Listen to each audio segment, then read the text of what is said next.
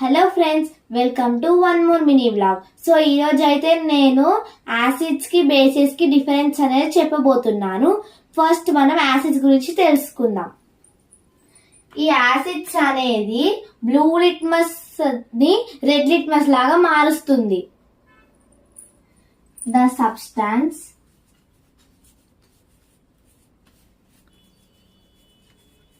అంటే ఒక సబ్స్టాన్స్ అనేది బ్లూ కలర్ నుంచి రెడ్ కలర్ లోకి మారితే దాన్ని యాసిడ్ అంటారు. యాసిడ్ కలిపితే అలా అవుతుంది.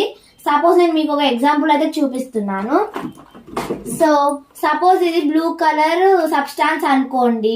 ఈ బ్లూ కలర్ నుంచి ఇది రెడ్ కలర్ లోకి మారితే దీన్ని ఏమంటారు? యాసిడ్ అని అంటాం.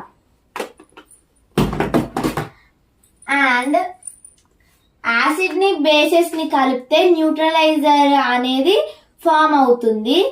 అండ్ మనకి ఫినాఫ్థలిన్ అంటే తెలుసా మీకు?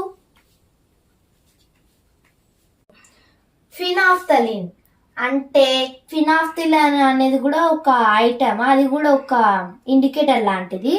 అయితే యాసిడ్ ఫినాఫ్థలిన్ కి అసలు కలర్లెస్, అంటే ఏ కలర్ ఉండదు ఫినాఫ్థలిన్ కి, కానీ దాంట్లో యాసిడ్ కలిపితే కూడా సేమ్ ఉంటుంది. ఫినాఫ్థలిన్ లో యాసిడ్ కలిపినా కలపకపోయినా కలర్లెస్ ఫినాఫ్థలిన్. అండ్ మీకు మీథైల్ ఆరెంజ్ కూడా తెలుసు కదా.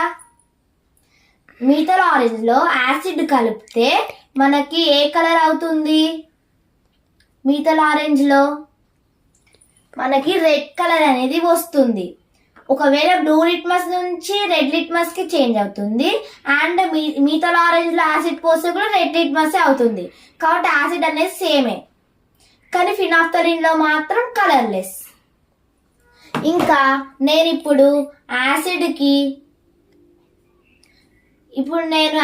కి కొన్ని ఎగ్జాంపుల్స్ చెప్పబోతున్నాను. Hydrochloric acid and sulphuric acid. ఓకేనా? యాసిడ్స్ అనేవి సోలిన్ టేస్ట్ లో ఉంటాయి. బేసెస్ బిట్టర్ ఇన్ టేస్ట్ లో ఉంటాయి. నెక్స్ట్ వీడియోలో మనం బేసెస్ గురించి అయితే తెలుసుకుందాం. Bye friends.